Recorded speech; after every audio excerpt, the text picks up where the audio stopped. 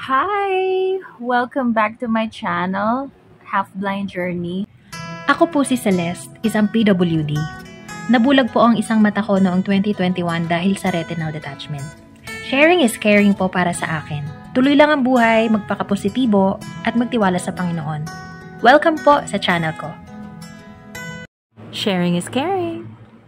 Hi! So, it's summertime. Ang init-init na ngayon. Sobra. Nafe-feel nyo na ba yung sobrang init? Ako feel ko na siya. In super. Dahil nga heavyweight ako. Dahil nga mataba ako. Obese ako eh. So, sobrang init lalo. And because sharing is caring, I would like to share some tips. Some tips para maingatan natin yung ating mga mata during summer season. I hope you learned something and you finish this video and give it a like. And because it's summer season, lalo na dito sa Pilipinas, most of us nag-outing, pupunta sa beach or magsuswimming sa resort, sa swimming pool. Kumbaga, very fun moment pag summertime dito sa Pilipinas. So talagang ini-enjoy natin yung summer natin with our family. And there's nothing wrong with that. Enjoy as much as you can, pero let's be mindful. Always be mindful. So in this video, mag-share ako sa inyo ng mga tips on how you can prevent injury sa mata natin. Kung fina-follow nyo tong channel ko, alam nyo na umpisa pa lang, I am really an advocate of eye care. As much as possible, gusto kong makatulong sa inyo na hindi kayo mabulag because it's not easy. Okay, so punta na tayo sa mga tips. Avoid looking at the sun. Hindi naman maiiwasan yan, pero wear your sunglasses. Kaya nga sunglasses, 'di ba, to protect the eyes from sunlight. Kasi nakaka-damage ng mga mata natin yung directly looking at the sun. So kung pupunta tayo sa beach this summer or magkakaroon tayo ng outdoor activity, mag-sunglasses tayo to protect our eyes. Another thing is we should protect our eyes from salt water. Naranasan nyo ba yon na pag yung mata nyo na lagyan ng tubig dagat, mahapde, di ba? So, mag-invest din tayo sa protective eye goggles. Magsuot tayo ng goggles. Also, pag nasa beach na kayo, let's say mag-snorkel kayo, or kung ano-anong activity meron kayo, mas okay na rin na protektado yung mata natin para hindi siya matusok. In short, as much as possible, let us avoid eye injury. Another tip is yung familiarization natin sa pupuntahan natin. So if it's a beach outing, alamin natin yung mga lugar na delikado, na hindi natin dapat puntahan. Example, alamin nyo kung saan yung may mga malalalim na part. 'Di ba? Kasi pwede ka kasi doon malunod. Hindi ko alam kung nakapag-cliff dive na kayo before. Yung cliff diving, yung tatalon ka sa mataas na part and then bubulusok ka pababa sa tubig. Mind you, delikado yan sa mga mata natin. Kaya nga importante that we wear our eye goggles, lalo na pag nag-cliff dive ka. Kasi pressure yan sa mata. So, pag dive natin, head on the water, una yung mukha mo, yung ulo mo, syempre yung mata mo kasama doon. Kung wala kang goggles, yung pressure ng tubig sa mata mo, yung impact, it can damage the eye. And take note, it can cause retinal detachment. So, I mentioned to you, di ba? If you are following this channel, nagkaroon ako ng retinal detachment sa right eye ko. Nabulag ako. It's not because of trauma. Mine is because of myopia. Pero other causes of retinal detachment is trauma and diabetes. So pag nagkaroon ka ng eye injury, that falls under trauma.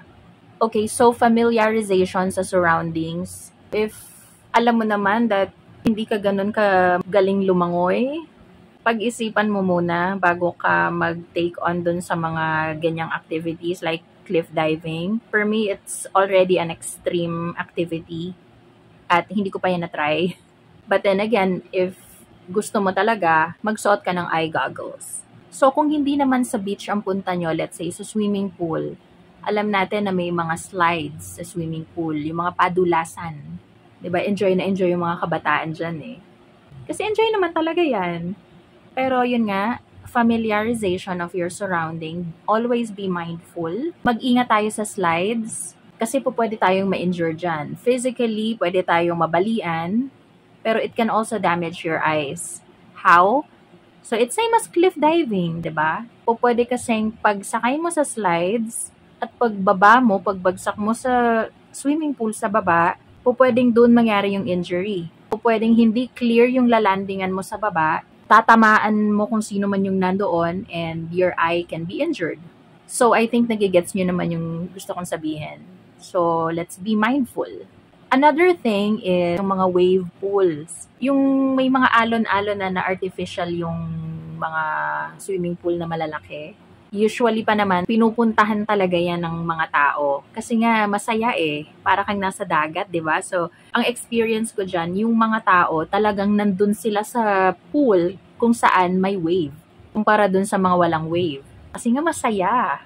But, dahil nga nandun lahat, pwedeng maging overcrowded yung pool. And mind you, na-experience ko to before na hindi pa ako bulag noon. Nag-swimming kami sa isang wave pool and then nasiko ako. Kasi nga ang dami namin eh. Kahit hindi naman kayo magkakatabi, pag hampas sa iyo ng wave, pwede kayong magkatabi-tabi na. So what happened to me is nasiko ako. Ang sakit. Ang sakit talaga. And dito yon sa bandang mukha ko dito. So yun, pwede kasing tamaan yung mga mata natin. So be careful on that. I'm sure ayaw naman natin na mauwi sa disgrasya yung happening natin, 'di ba? So mag-ingat tayo. Tapos syempre yung behavior natin pag tayo ay nasa outing. Kasi nga, 'di ba, people, especially the kids, they tend to be very playful. 'Di ba? Yung mga sobrang nagliligalig kasi nga masayang-masaya. There's nothing wrong with that, pero isipin natin na pwede kasi tayong maka-aksidente. Diba? Yung iba dyan naghihilahan pa, nagtutulakan pa sa pool. So, hanggat maaari, iwasan natin yon. Again, hindi lang mata yung pwedeng ma-damage, kundi pwede kayong mabalian ng buto, pwede nyong ikamatay. So, iwasan natin yan. Simula nung nabulag ako nung 2021, marami-rami na rin akong beach outings na napuntahan, tapos meron na ring swimming pool. Pero dahil nga bulag na tong kanang mata ko, nagdesisyon na rin ako sa sarili ko na hindi na ako sasali sa mga snorkeling. Snorkeling is yun yung sisisid ka sa ilalim, tapos meron kang breathing device, tapos meron kang goggles to see the fishes and the corals. Hindi ko na yun ginagawa.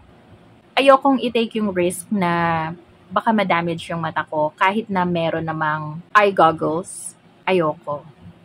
Siyempre, isa na lang kasi mata ko, so I have to take care of it. And sabi ko nga sa sarili ko, besides, I have experienced a lot of those naman in the past. So, hindi na yun bago sa akin. Kaya, mas importante sa akin na ingatan ko yung nag-iisa kong mata. So, hindi na ako sumasali sa ganun. Sige, kayo na lang, anak. Kayo na lang. Hindi na ako sasali dyan. Kunyari, may snorkeling, nasa boat, nandun lang ako sa boat. Sila lang yung magsaswimming at bababa.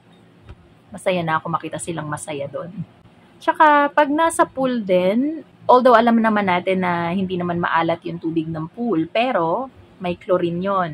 Mula nung nabulag din ako, hindi na rin ako naglulubog ng mata ko sa pool. Maaring maglubog ako, pero yung tipong very quick lang para basain ko lang yung ulo ko, ganun. So, hindi na ako nakakapag-swimming talaga na nakalubog yung mukha ko, yung mata ko sa tubig. What I do is, I do floating na lang. And besides, mas masaya naman talaga yun for me na mag-float lang ako dyan. Kahit may mga ganong pagbabago na sa buhay ko dahil nga, syempre, nabulag na yung mata ko, happy pa rin naman ako when we go to beach outings. Kasi beach person din kasi talaga ako. Gusto ko yung pakiramdam na nakakapag-beach ako, nakakaligo ako sa dagat, kahit pa nga nandyan lang ako sa buhanginan, nag-observe lang, masaya na ako doon. So if you are someone na mahilig sa mga extreme activities sa beach, then be mindful. Yun nga yun, tip ko talaga. Always be mindful of what you're doing. Huwag hala ng hala. Isipin mo yung pwedeng mangyari. Halimbawa, kung mag-jet ski kayo, no? As much as possible, you follow the instructions ng instructor. Huwag kang maligalig. Sundin mo yung kung ano yung sinasabi, kung ano yung hindi mo dapat gawin. And also, kung kayo ay magpa-parasail, mag-ingat din kayo. Follow the instructions. Kung mag-i-speedboat kayo, humawak ka, be mindful, baka malaglag ka.